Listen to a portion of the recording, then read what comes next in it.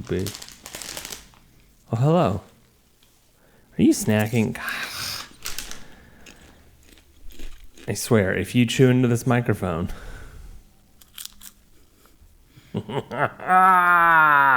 we take a lot of Hi. care and effort in creating this show. There's a lot of stuff, little things that we do, such as use a higher end recording studio on the internet that costs like $30 a month instead of just using the Zoom or Google Meet or whatever that we already have. Like a really nice microphones in our homes and that we travel with. It's getting there. You're still a little quiet, but I can make it work. And we,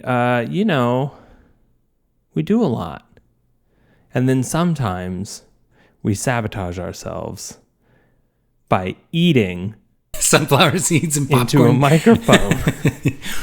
Well, it's offset by the fact that the production quality is so high. I can do things like that, and then it just brings it back to where everybody else's production quality is. So, everything's a trade-off. Yeah, it's really it's like a cinematic chewing. It's aesthetic, as the kids say these days.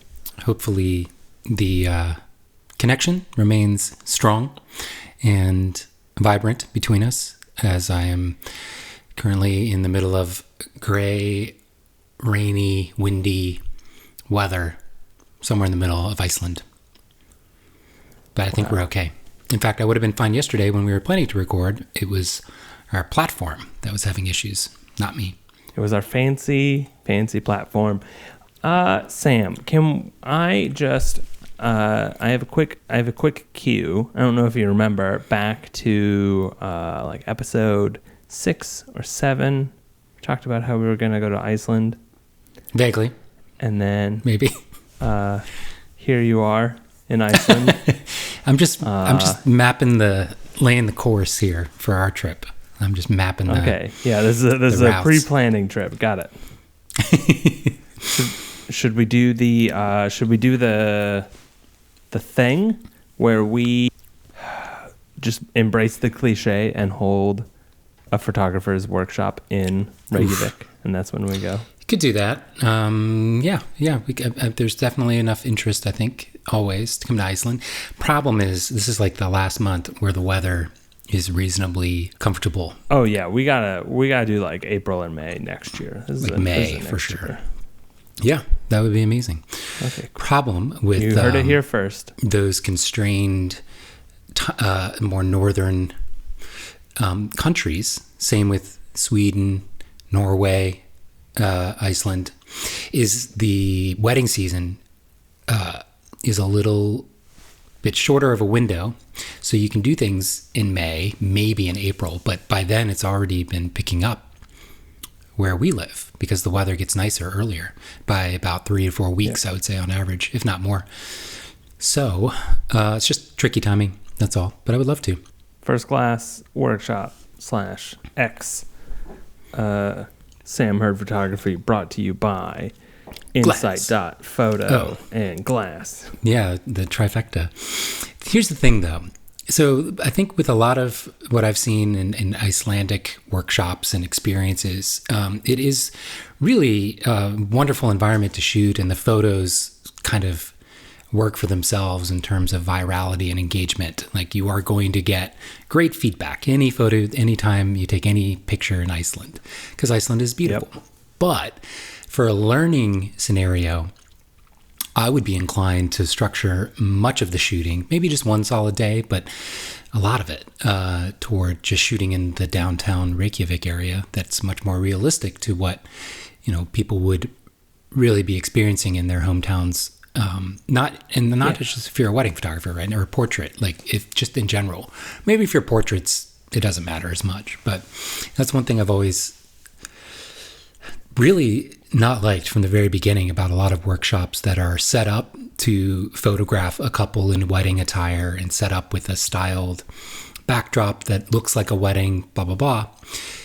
It's just a totally different ballgame when you're shooting in your home environment with clients who aren't models, who have never worn a wedding dress before, that don't have a change of clothes, that and the pacing, the time constraint is just so different. And so what happens, I think, for a lot of people is you start to pepper your social media or portfolio even with these images that you took at a workshop.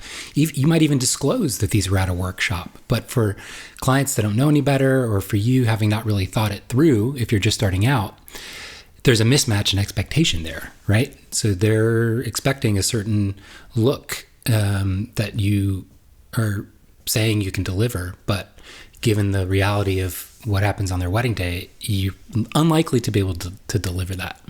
And, it's just a scary place to be, because I think a lot of people give up early on when they get negative feedback from their clients who have that mismatch. Like, oh gosh, but my photos from that workshop I took were great. Like, I know I can do a good job. I know it. And that's probably true, but it's not that you're not a good photographer. It's that you may need more time to get to that baseline than a wedding would provide you, even weddings where you have control over the timeline. So it's just a cautious tale of caution there to keep in mind. Now, if you can take that perspective and be honest with yourself about what you're going to share from the workshop, and kind of holding back from making it a centerpiece in your portfolio or whatever, and just take the knowledge that you're learning and then take it and apply it to your more normal shooting environment, that's fine, totally fine. I'm not saying all workshops that are in other countries should be ignored. It's just you need to have the right mindset going in. Sorry, that was a long You can rant. also create if you really want to get wild, you can create an Iceland package for an extra 10 grand where you make them fly you to Iceland and you take their portraits in Iceland. So that's also a solution. The issue with that I would have is actually more to do with the local Icelandic economy, which isn't that different from any island economy, but including some countries in terms of not that aren't necessarily islands, but just that are kind of landlocked in some way. It's the fact that you have to be mindful that every time even if you charge appropriately, but especially if you're willing to charge a client just travel costs or something like that, which I think a lot of photographers are willing to work for cost, or even for losing money, because it's such a beautiful place. But every time you decide to do that, you're taking away money from the people that actually live here, that only have 3 months out of the year to be working, because the weather, is so constrained to when it's nice. So yeah, only so many weddings a year in Iceland, right? Like there's only the 200. So don't actually do this. Do not shoot. Do not have an Iceland package. I'm very curious how many. But I was talking to an Icelandic couple that lives here. They're wedding photographers, and they were saying it's really funny because most people that live and are from Iceland don't actually have a sense that it's like a destination for people to come get married. It's still not even at all realized on their radar. Like venues, there are some venues that kind of have figured it out and have like elopement packages and stuff like that, but in general it's very just unique to the people that do the photography side. We are a scourge, us photographers, showing up, taking photos of waterfalls. Man, I'm really excited. I'm really looking forward to this now workshop trip. We're not gonna we're not gonna take people out into the world. The workshop is the excuse to get to Iceland. Sure. We are not going to guide them through the Icelandic part. It'll be, hello, we're in Iceland, here's your workshop. Done. We'll see you on the other side of the island in 3 days if you want to come for whatever. Yeah. This hike or something, have a thing, but not, I don't know. Lots of a little hiking ahead here. of myself here. I would like to talk about cameras, Sam. I'm here to talk about cameras you have today. yet again acquired a slapping game changer. I don't know why. Slapper. I used that word, A slapper. game changer slapper. Slappy. You don't use that is the incorrect way to say something slaps. Sorry, I've never done that. So it's okay. You'll get there. By the time that it is two men in their 30s explaining the word slapped, it has left the lexicon of the cool. I don't know. Especially I got to when we're stay explaining relevant. on With their my next podcast. client call, I'm going to say something slaps. What can I say? Oh, they're going to love it. Yeah, It's you're going to gonna be love amazing. Yeah, because like it's new, it's exciting. Anyway, I want to talk about cameras, because I'm still in this weird spot, and you have been field testing Z8. the I just Dream. can't. I keep making fun of the shutter every time I shoot with it. Now I literally make the shutter noise with my mouth, just so that people I'm photographing get a chuckle and can actually hear. Yeah, it's not good. It's not a good noise. And I thought I was going crazy because I loved the files from the Z9, Z8 files. I'm liking, but they're taking a little work to get the colors where I want them. And according to the internet, it is the exact same sensor. But I'm wondering if there's any difference in processing that Nikon is doing, because the colors just aren't singing the way that I remember the Z9. Now, maybe it's because I was in Hawaii and it's just fundamentally different light there, but who knows? That is. If there's one way you could be unfair to Iceland, it is to compare it to Hawaii. That's true. I'm gonna come out and say something very controversial, and it feels like Hawaii should be shot with a Nikon camera, and that Iceland should be shot with a Sony camera. I could see that. And where does Canon I belong? don't know what island that Canon is for. New Zealand? Yeah, that could work. Yeah, I'll sure, go why test not? it. What about? I've never been to New Zealand either. You should. There was a wonderful It's wonderful. moment when a very close friend was considering moving to New Zealand, and I was like, "Do it, do it, do it!" Like it was gonna be, it was gonna be great. They New did Zealand do is lovely. I've been many times, and I don't remember much about the light, to be honest. That big of a time change is a bit of a blur every time. I'm going to text New Zealand, the government, and be like, "I'm sorry, Sam does not know anything about your light. He can't remember it. Please, SponCon us to New Zealand." New Zealand yeah. is back open now from their COVID restrictions and such. Yeah, they did that a long time ago, and then immediately COVID got into the country. What a shocker! So a couple of things happened. You're testing the Z8. iPhone Day happened since we Did last you pre-order recorded. the new one? I did not, but let me tell you why. Well, let me tell you why in a moment. And then the 50 millimeter Midicon 0.95 showed up that I bought for 300 bones, 300 buckaroonies, $300. And you're happy with it. So talk to me. I'm very okay. A7C mounted, E-mount. Yeah. What are you feeling? I'm not. Have you posted any photos from it? I did. I posted 2 or 3. I'll probably post a couple of more. It catches sun flares in a very pleasing manner. It is a glary, unsharp, beautiful piece of shit. It is just a chonk monster of a lens that does not have good optics at all, and I love it. Search is not working on glass right now. Well, you just gotta be in the right spot. Oh, there we are. See? It's working. Oh, I see the flare already. Yes. Yeah, it was strong. Yeah, so I, as you know, I was considering picking up the new. Oh, it's so funny. I can immediately see the difference from the Fuji files, though. I'm like, oh, yep, it's a Fuji.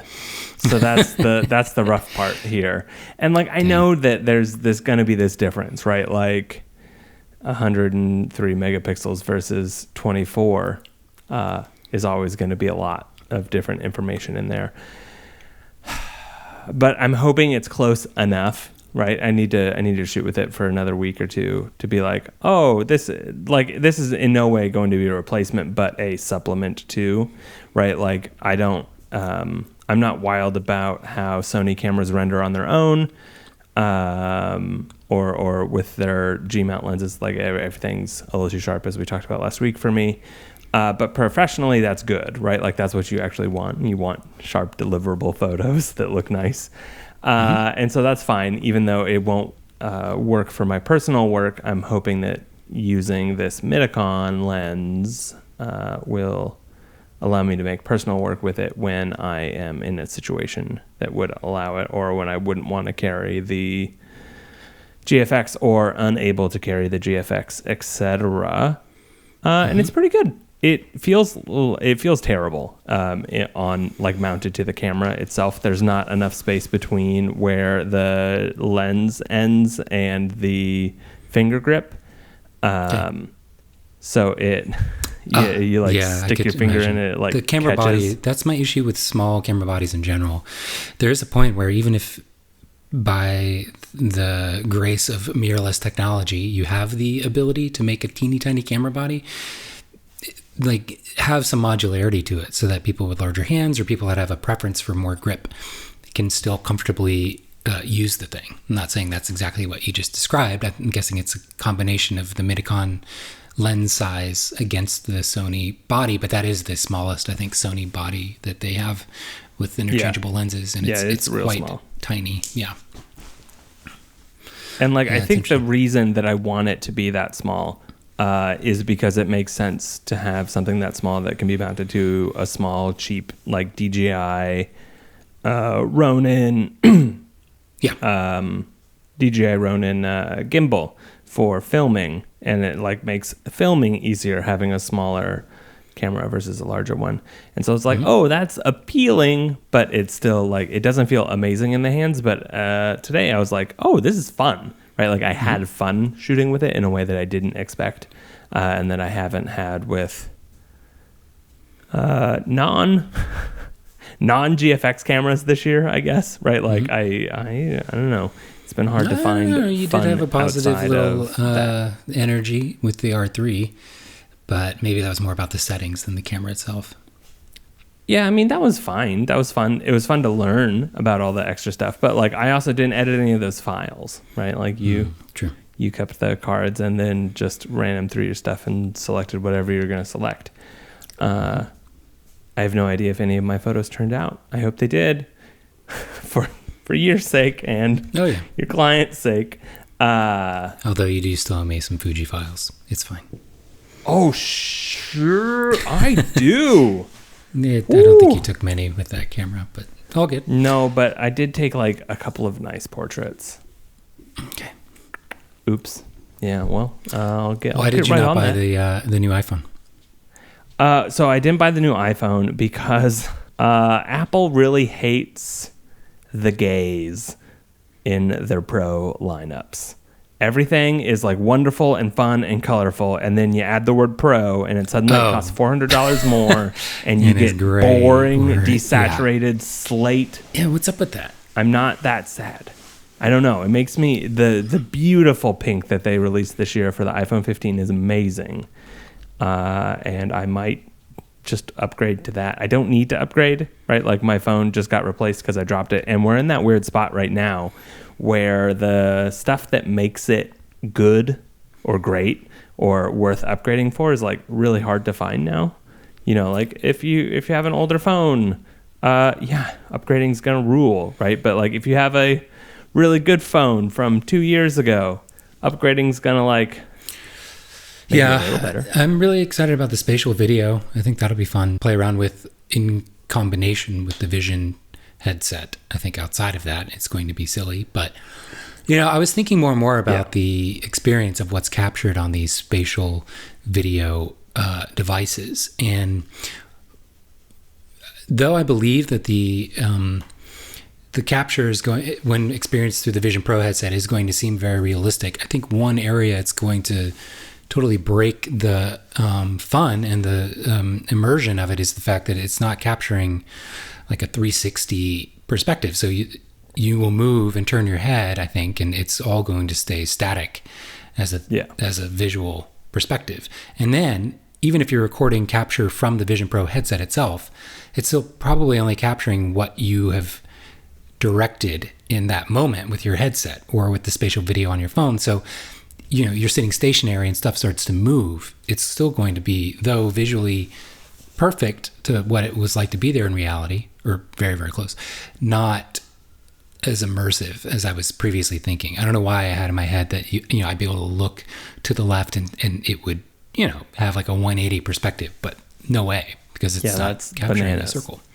Yeah, that's not how it's going to work. But I do think that it may work with Apple's custom-built cameras that were way more elaborate that I think they deployed for some of the demos during the launch, like at sports games, basketball particularly. I think those cameras may have a perspective that you can actually look side to side, and it will track and show you in response to that. I don't know. It'll all be interesting to see, but that's where I'm most interested in the newer iPhone myself, which is why I pre-ordered one to see how the visual or spatial video works, basically. Did you get the small boy or the big boy? Small. I'm already the small one's too big. I really loved my iPhone 13 mini, and I'm sad that they seem to have discontinued the mini lineup. Yeah, praise me. Again. Yeah, but at the end of the day, I'm very glad that they have stuck with the, hard edge, rectangular boxiness, because that was always my favorite.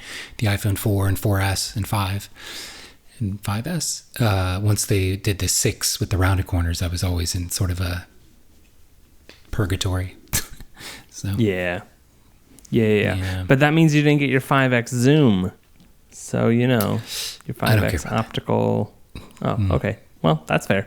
Touché. If I have to go one way or another preferential, I want the ultra wide. I don't care about the zoom so much, personally. You're a wide boy. Oh my God. Yeah. I just don't understand. Okay. So when Sam lent me the A7C, the Sony that I've been shooting with, I just got the little Nikon the Midicon with. It was very exciting. The only lens that he lent me was a toy 35 plastic thing that's like $200 and the beautiful f 1.8 14 millimeter. Yeah, it's like a $1,600 lens. I don't know how you'd use it. I use 14 all the time. It's a great lens. I know you do. I don't understand it. I would like to. Let's talk more about this. How do you use this focal length? It is so distorted and banana towns. It makes people feel weird to me. It makes buildings feel wrong.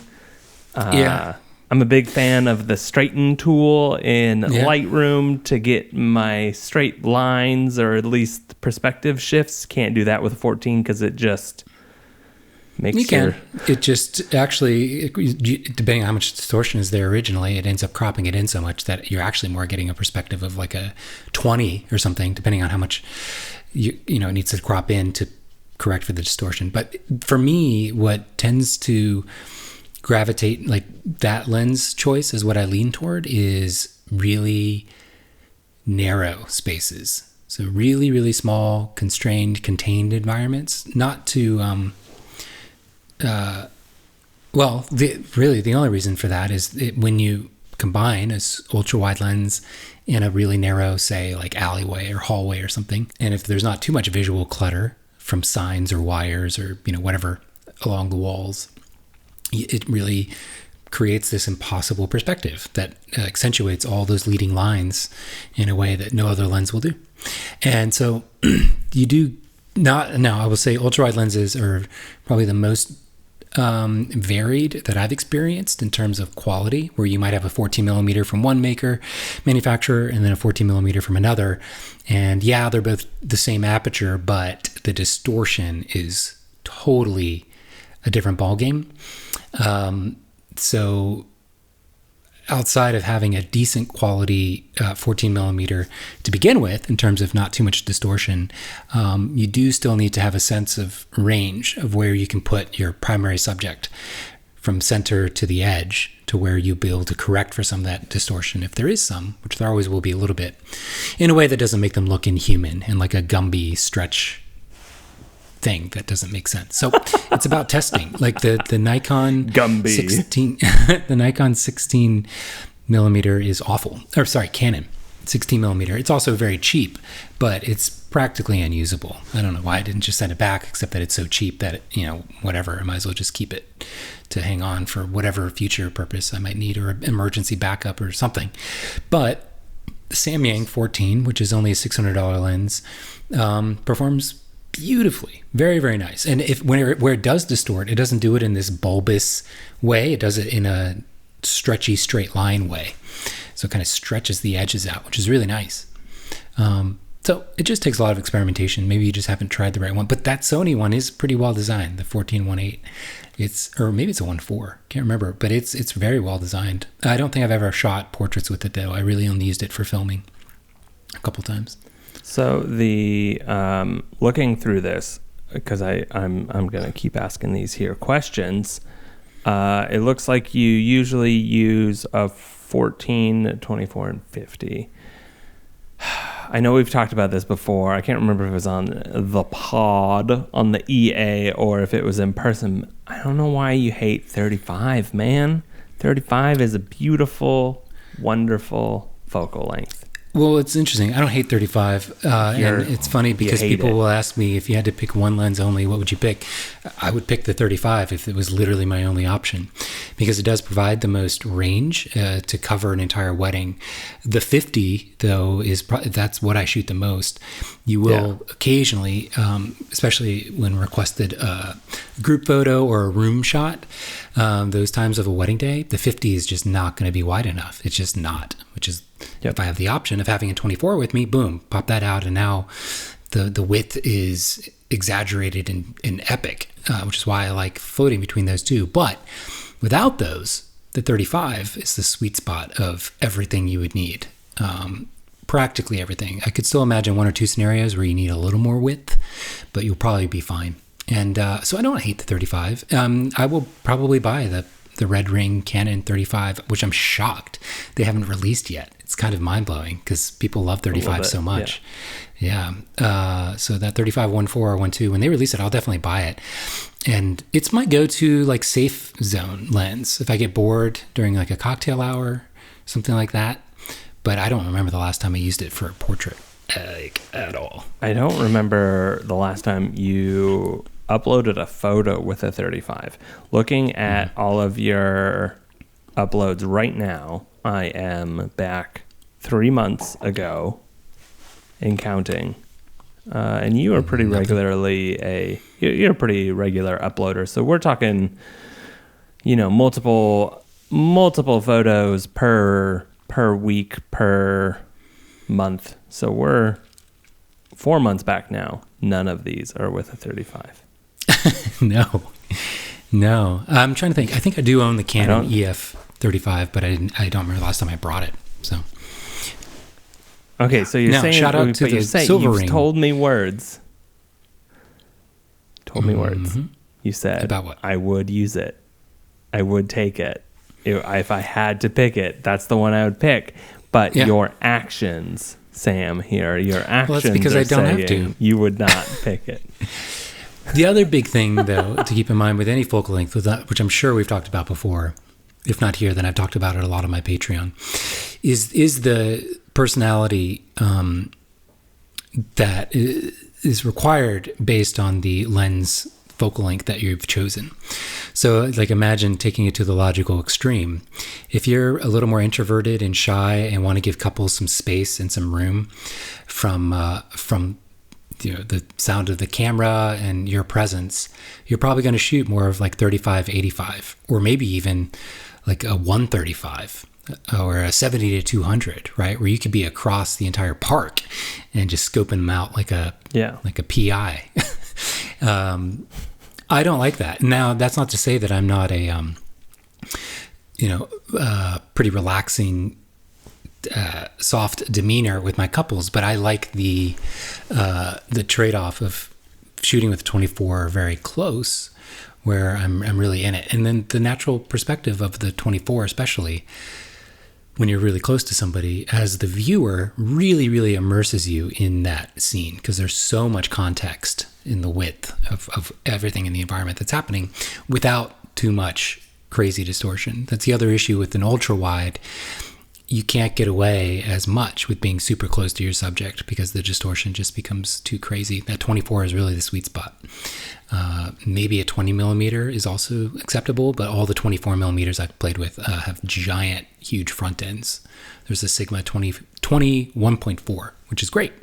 It's got a huge front end and it's super heavy. So 24 is a better trade-off. Anyway, the 50-24, you're by default going to have a closer presence to your subject.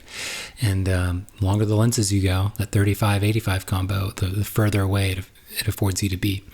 And, you appear to have had a 45 millimeter phase with Nikon back in the day, 45 2.8.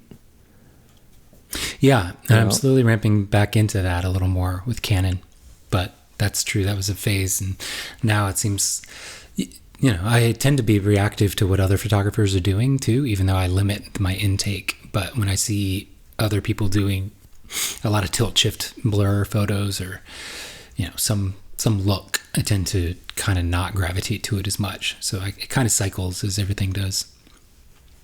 Man. Yeah. So I was worried that you were gonna have this moment, or not worried. I was hoping. I was looking forward to this moment, but it appears it's not going to happen. Where you were going to be torn about the Nikon Z8 and wanting to keep it and use it. No, I don't think so. Not for me. Not. To be clear, I know that this sounds like this would be me excited to keep it and use it, but no, really for you, because you were so close, it felt like outside looking in, you were real close on the Z9 on Shifton. It was close. I would have to see. Well, it's impossible to know right now because it's not going to happen within the time frame that Nikon has let me have this body. But the 24, they lent me also a 24 1.8 lens, which is performing well. It's a nice lens, but it's got a little more of the distortion that is in a bulbous way I don't like. And there's no roadmap that I'm aware yet of when the 24 1.4 would come out for Nikon. So if that was already released and it was awesome and not too huge, I would probably very seriously consider a jump.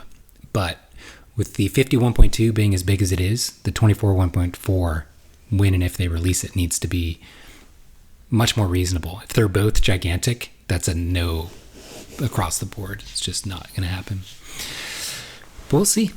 Yeah. Working with Insight, I will say it surprised me that Nikon and Sony cameras were both easier to set up and functionally about the same as the Canon, but just much easier to set up. It's much more intuitive to connect to the Insight server on both of those. And Canon just has a lot. We've talked about that previously with their menus, but Canon just has a ways to go. So a lot of moving parts, but nothing about Sony has caught me the way that the A7C has you yet.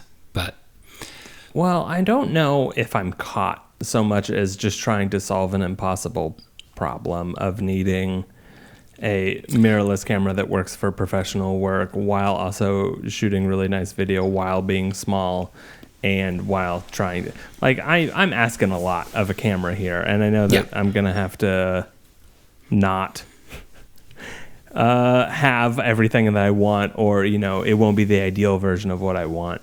And so the ideal version of what I want is a full frame Fuji camera, which they also announced we'll never the new basically they more or less announced that this week, that they were never going to make that because never going to make it. Fujifilm released the new GFX 100. The second is how they've been calling it sometimes, or two, but they released the updated version that has better autofocus and no handle, so it's closer to the GFX 100S, so it has no bottom battery grip, or it's a detachable battery grip now instead of built-in. Better autofocus, and then a different processing layer in there. Same sensor, but updated and newer, but still the same. And that was very cool. I was like, oh, that's cool. I love that. Look at that camera. I bet I love it. I'm never buying that because it's still $7,500. Which is less than the $10,000 that the original one was. So we got that going for us. But they feel very committed to this idea that they're gonna just do medium format and crop because they own that sensors, and that's space. I mean, pretty much. Yeah. There's no other medium format that really competes. The Hasselblad stuff looks fine and is a better shooting experience for certain people, but it's awful. It's not even close to where Fuji is in terms of autofocus and performance overall. So that's just the reality. And there's no other player. I mean, Phase One, you could maybe say, but they're a different use case a different thing altogether. That's a whole. That's an advertising and camera. Slightly different sensor sizes anyway. Yeah, but the and then right now, there's cropped sensor options from all the big players, Nikon, Canon, and Sony, but they're all sort of an afterthought, whereas Fuji really prioritizes them. So, yeah, Fuji's got its as a way to break into the market. Smart moves, but it's a shame that there's no full frame. They always leave you wanting. It's a shame that there's no camera manufacturer that has designed sort of a near perfect, maybe 3 different series of camera bodies that have not only interchangeable lenses, but interchangeable sensors. That would be almost, maybe imagine like a Game Boy cartridge that was actually a sensor that you could just shove in from the bottom. They would make so much money if that were doable. That's so interesting about the Hasselblad 907 XC1740Q or whatever. It's 907 X50C, yeah, because you can swap the sensor. Right. Photographers would collect sensors like they do lenses. Like, oh, this is my low light sensor. Like, it doesn't have a lot of dynamic range, but it'll shoot to 100,000 ISO super clean. And then you would have your dynamic range sensor that only goes to ISO 100, but it captures everything. And then you have like your all-purpose sensor. Then you could do like a black and white only sensor. Like, it's wild to me that nobody's done it. Maybe it's too difficult. A black and white only sensor. Yeah. That would be amazing. But you would have to create at least a 2 or 3 body standard of bodies that people never upgrade or need to change, because you would need different sizes to accommodate different use cases and whatnot. But people would collect those bodies too, like as a business move. If it were possible to manufacture, that's the way to go. But what is it? What are you gonna do? We can't start a camera company too. That's too much work. Yeah. Let's launch our drone or hovering drone first. If we can manage to pull that off someday, then we can consider the modular camera. That's the one you want to go with first, not pants or right. No, I want to do the one-way mirror. Yeah. Or one-way mirror or harder. I bought a mirror to break a mirror. That was very exciting. I bought a mirror at IKEA to break it so I can take a photo with it because, sometimes you need a broken mirror. I brought a couple mirrors to play with and sent off some ideas to Insight and got really great creative results that ended up being a really fantastic few photos I'm excited about. And I've got beta testers, not a ton, but enough that I'm starting to see people get it and use it. And I'm excited. It's cool. But for me, in the middle of nowhere, trying to use it, it's also proven pretty rock solid in terms of reliability.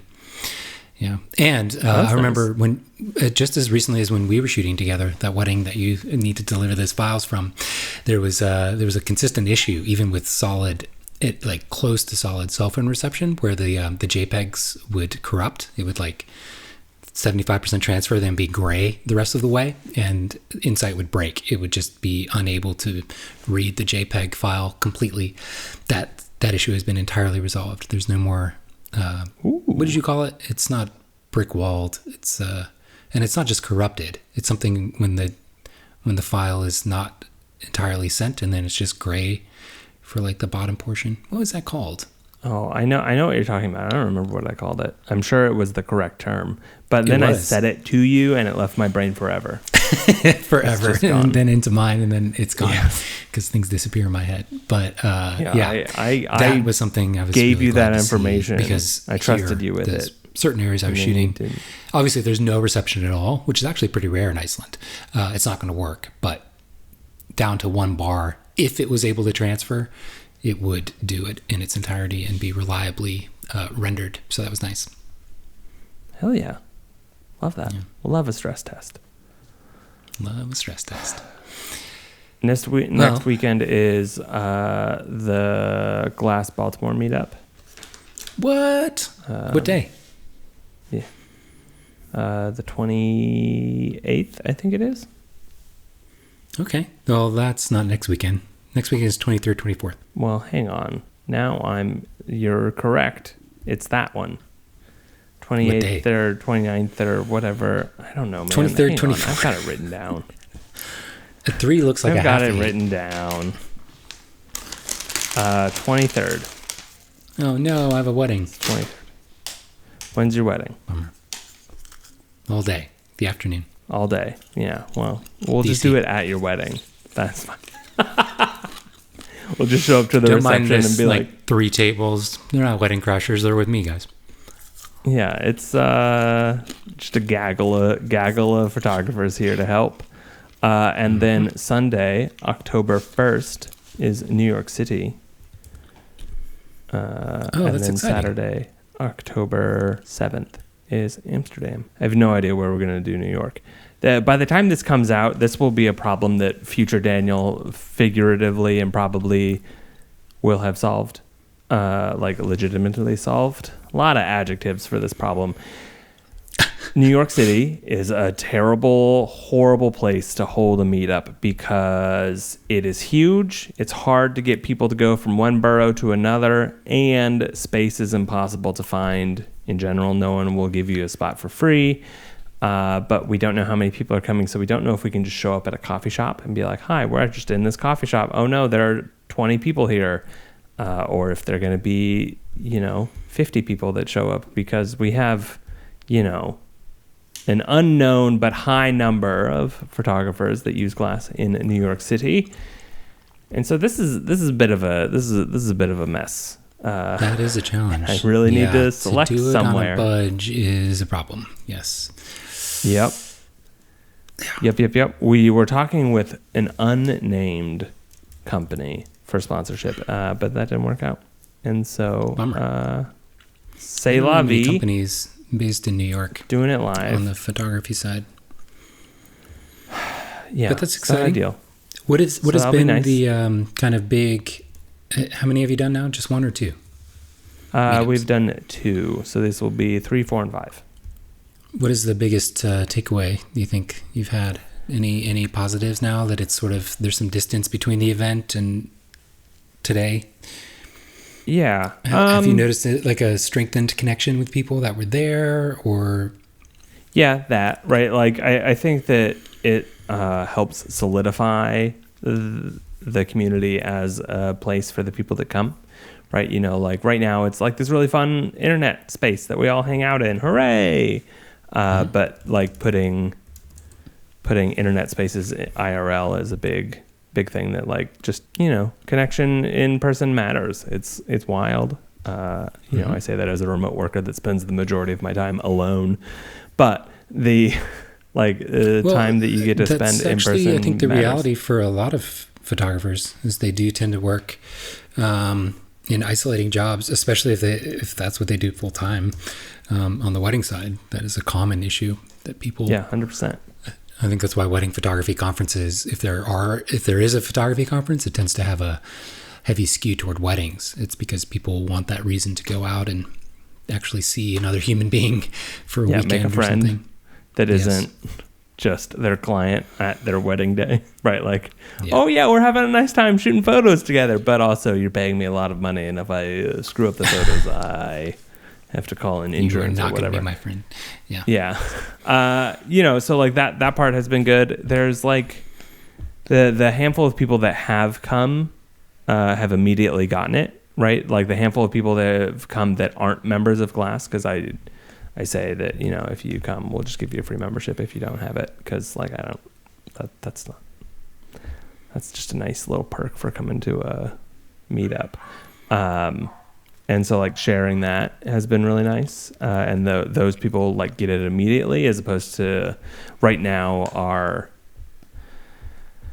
my biggest struggle as, community and marketing person is it's hard to get Glass immediately. And that's even harder behind a paywall, right? Like, hey, this is a really nice internet spot. It costs $30. You have to give us a credit card right now, or you don't get a look at anything.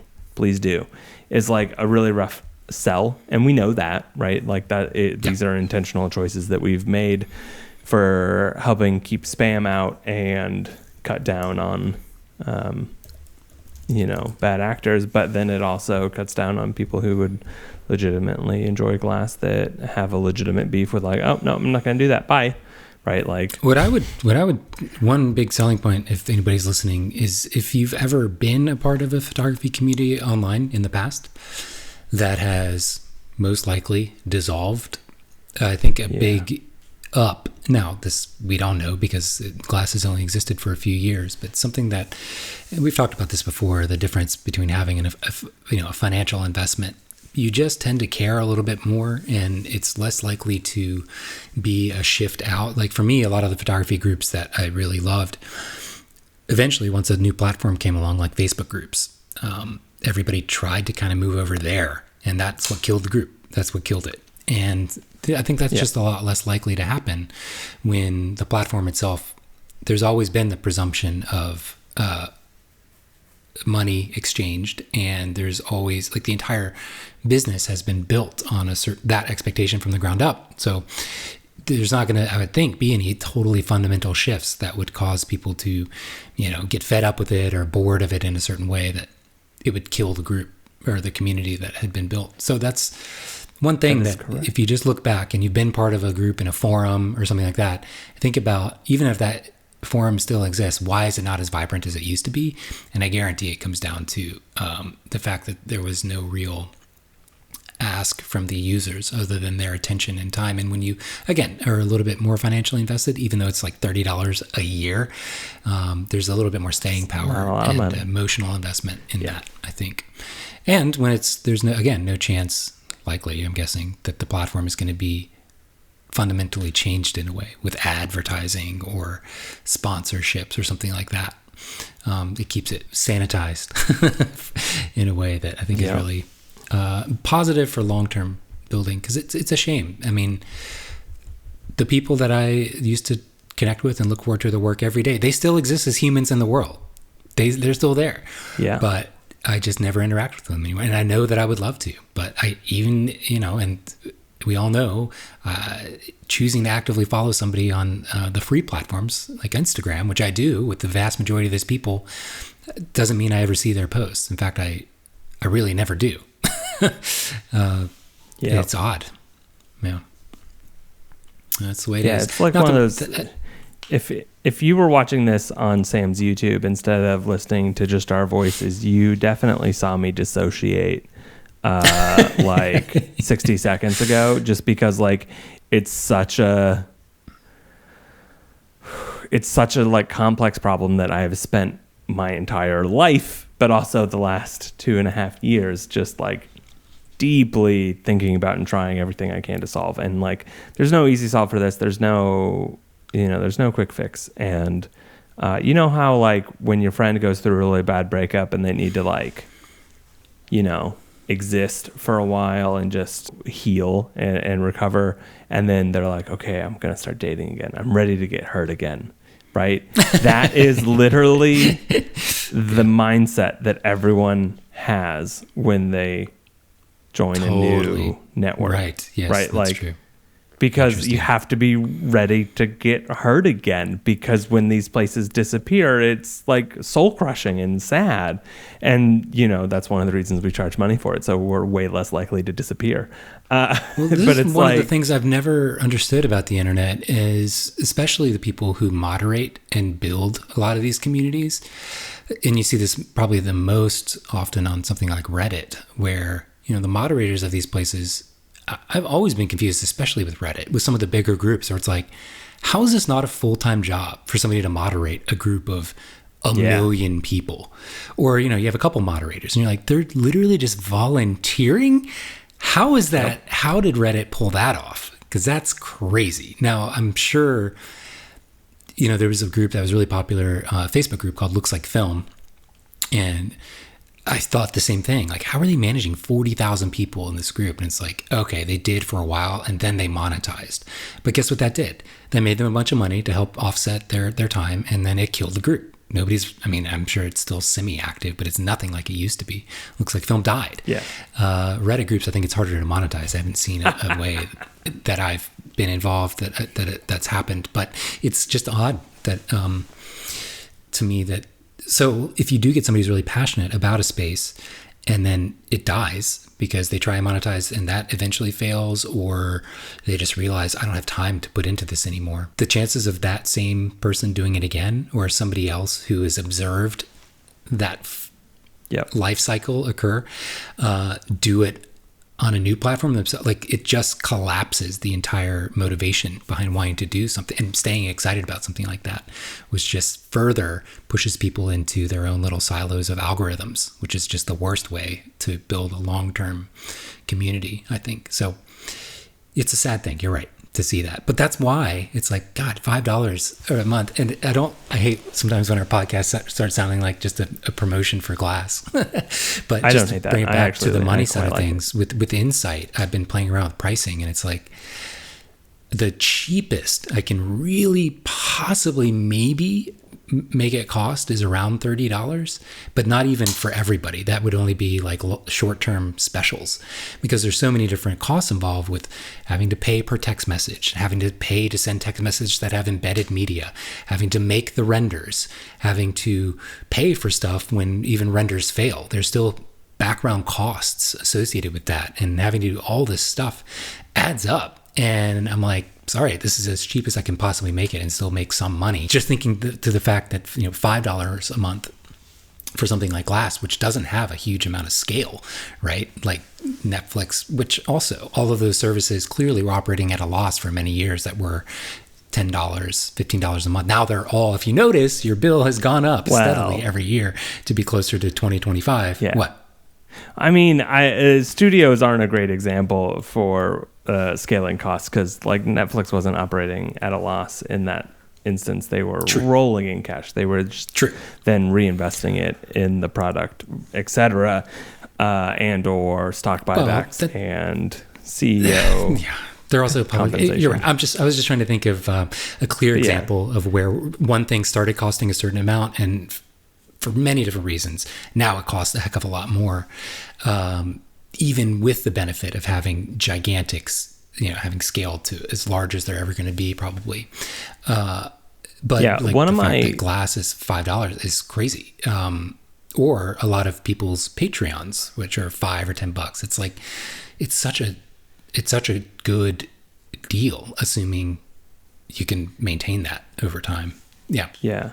I think one of my biggest regrets for Glass, and like this is totally my fault, was keeping our introductory pricing. So our original pricing when we launched was $5 a month or $50 a year, but because it's new and exciting, we're offering our yearly price at a very thrilling $30 a year. And that. So what does that work out to per month?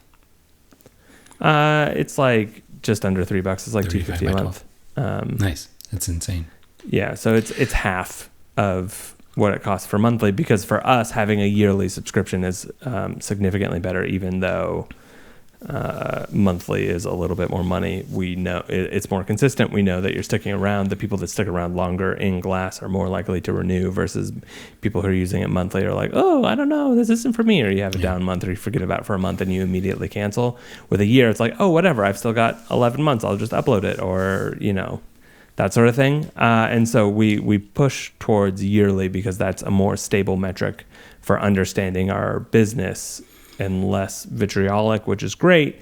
But I really regret lobbying and winning for keeping it $30 forever.